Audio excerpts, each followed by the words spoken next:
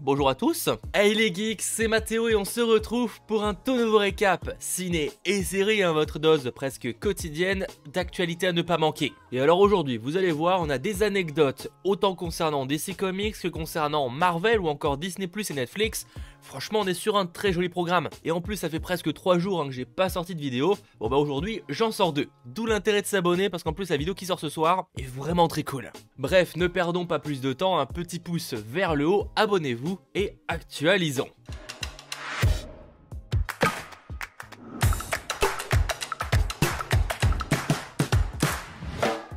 On commence ainsi ce récap en beauté avec une anecdote, clairement la plus marrante de cette semaine, puisque cette nuit, si vous vivez aux États-Unis et que vous lanciez Tom & Jerry sur HBO Max, et ben vous regardiez Tom et pas du tout. Vous regardiez la Snyder Cut de Justice League. Non, c'est pas une vanne. Alors pourquoi la Snyder Cut était-elle diffusée à la place de Tom & Jerry? Bah ça, zéro info, mais visiblement ça a duré plusieurs minutes. Et c'est pourquoi certains fans ont pu accéder à plus d'une heure du film. Autant vous prévenir direct que des fuites sur la première partie du film sont clairement à prévoir.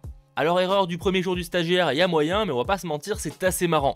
Bon malgré tout, pour la découvrir de manière complète, la Snyder Cut de Justice League est prévue partout dans le monde, à part quelques exceptions, le 18 mars prochain. Et d'ailleurs en parlant de date de sortie, alors pour le coup c'est plus vraiment marrant, mais il y a eu pas mal de reports ces derniers jours, en tout cas des dates qui se planifient pour certains films. Déjà je peux vous dire que Fast and Furious 9 est de nouveau reporté, après avoir déjà été reporté à de nombreuses reprises, notamment quasiment d'un an complet. Il est reporté de fin mai au 30 juin 2021.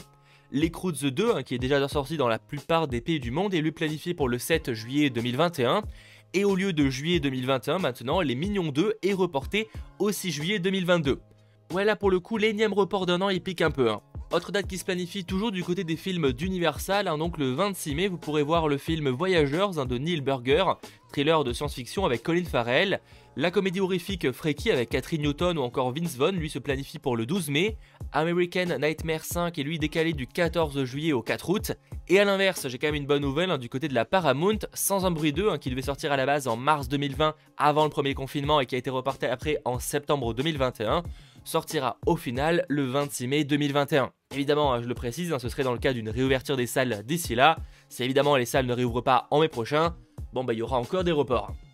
Sur des news sinon un peu plus joyeuses, même si techniquement Sans un bruit 2 c'était quand même plutôt une bonne nouvelle, voilà 35 ans que Steven Spielberg veut en faire un film et ça avance enfin, et donc ça mine de rien c'est plutôt une bonne nouvelle. Le célèbre réalisateur va produire une adaptation en série du roman de Stephen King, Le Talisman. Alors du coup ce sera pas un film comme il a envisagé de le faire à l'époque, mais réellement une série, et d'ailleurs pour l'instant on ne sait pas encore où ça va sortir. Curtis Gwynn, qui a notamment travaillé comme scénariste et producteur exécutif de Stranger Things, va agir en tant que scénariste et showrunner du projet. Et d'ailleurs les frères Duffer, créateurs de Stranger Things, vont également produire. Bref, il y a du très beau monde, donc ça promet assez, sachant que ça raconte l'histoire d'un jeune garçon de 12 ans qui se lance dans une quête épique de road trip afin de sauver la vie de sa mère mourante. Il est à la recherche du talisman, une relique puissante qui peut non seulement guérir sa mère, mais également, comme il apprend, sauver le monde. On ne sait pas encore quand ça sort et où ça sort, ou alors sur Netflix, mais en tout cas c'est pour de la transition puisqu'on va justement parler un petit peu de Netflix. Il y a eu pas mal de news, alors là on va garder uniquement les principales. Sachez qu'une suite au film Bronx est en préparation, alors ce film français a énormément marché déjà à l'international mais également en France, et donc une suite est en préparation mais sous format de série. En effet, Olivier Marchal, donc son réalisateur, révèle ça à Allociné et déclare que 6 épisodes de 50 minutes sont en préparation et qu'il est censé normalement les réaliser, mais cette fois ce sera écrit par Kamel Gemra. L'action reprendrait apparemment là où le film se termine, c'est-à-dire dans un bain de sang. Et au niveau des infos, ça devrait toujours se passer à Marseille et le tournage serait pour l'instant prévu pour début 2022. Et dernière info Netflix du jour, toujours très cool aussi, Les Pieds sur Terre avec Zac Efron, donc une série qui était sortie il y a maintenant quelques temps, aura le droit à une saison 2. La production vient justement de commencer en Australie, pour une sortie visiblement en 2022. Pour rappel, Zac Efron y faisait le tour du monde à la rencontre de modes de vie sains et durables.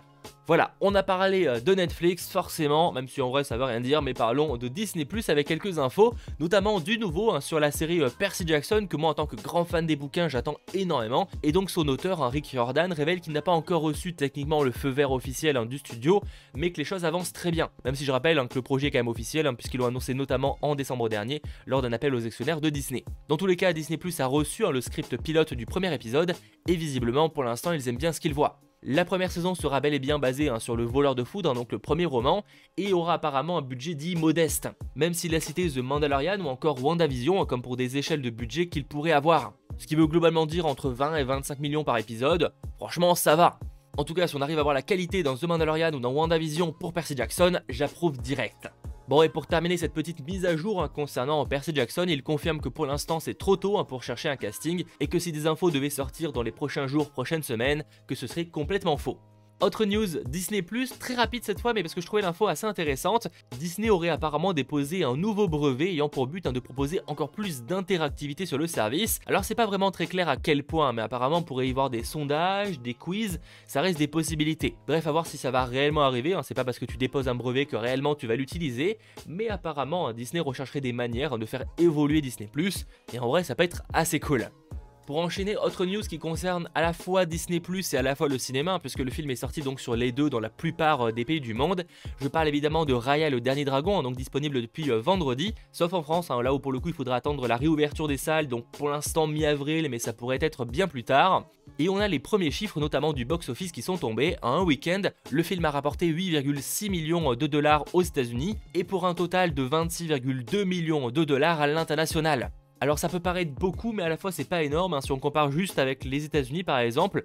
Dans la même période, Tom & Jerry de Warner Bros avait fait beaucoup plus puisqu'elle avait fait 14,1 millions. Alors certains me diront oui, mais du coup le film est sorti sur Disney+, c'est vrai, sauf que c'était également le cas de Tom & Jerry, disponible sur HBO Max aux US, et en plus en version gratuite, en tout cas compris dans l'abonnement. Bon, concrètement, est-ce que le film marche réellement? C'est difficile à dire, parce que bon, vous l'imaginez bien, mais on ne connaît pas encore les chiffres que fait le film sur Disney+. Et honnêtement, sans trop m'avancer, on les connaîtra pas. Finalement, pour l'instant, à côté plateforme de streaming, il y a uniquement Netflix qui communique des chiffres, et encore quand ça les arrange. Donc que ce soit Disney+, Prime Video, etc., on ne sait jamais vraiment si un film marche, en dehors du fait qu'ils vont dire que oui c'est le cas. En même temps, c'est très rare qu'un studio dise non, le film n'a pas marché. Bref, nous verrons d'ici quelques semaines si le film est réellement un carton ou si ça partait mal. Mais bordel que j'ai super hâte de le voir parce que j'ai de super bons retours à son sujet. Et pour terminer ce récap en beauté, parlons encore une fois de Disney+, mais plus précisément de WandaVision. Alors vous n'êtes pas sans savoir que la série s'est terminée récemment, on a eu l'occasion d'en parler à la fois en live dans 100% Marvel, mais également en vidéo. Et le réalisateur a depuis dévoilé quelques infos sur ce qui était réellement prévu pour la série, puisqu'il confirme que la série a réellement été envisagée à un moment pour avoir 10 épisodes. Ce qui explique probablement les multiples rumeurs à ce sujet évoquant un 10e épisode qui n'est jamais sorti. Alors pourquoi faire 9 épisodes au lieu de 10 épisodes, me diriez-vous? Visiblement pour avoir un meilleur rythme, mais c'est qu'une des raisons parmi tant d'autres. En effet, de ce qu'on apprend du réalisateur, le virus a changé pas mal de plans. Le studio prévoyait par exemple à l'origine de sortir les 3 premiers épisodes directement, et non 2 comme ça a été le cas. Sauf que niveau timing, ils étaient trop justes et risquaient d'avoir du retard sur le final. D'ailleurs, mini spoil, donc si vous n'avez pas vu la fin, quittez cette vidéo malheureusement. Mais certaines scènes n'ont pas été gardées pas parce qu'elles étaient mauvaises, mais parce qu'elles n'ont pas pu être terminées. Et là je parle en l'occurrence de scènes nécessitant des effets spéciaux. Par exemple, il révèle que Monica Rambeau devait avoir un rôle beaucoup plus important dans le final que ça a été le cas, mais également que Ralph et Darcy devaient voler le Darkhold au sous-sol, et qu'on y aurait vu le lapin Scratchy qui était en fait un démon. C'est pour ça qu'il mettait beaucoup l'accent sur le lapin, c'est que réellement il aurait dû se mettre sous une nouvelle apparence, celle d'un démon. Donc tout ça a bel et bien été filmé, mais ils n'ont pas pu terminer les effets spéciaux.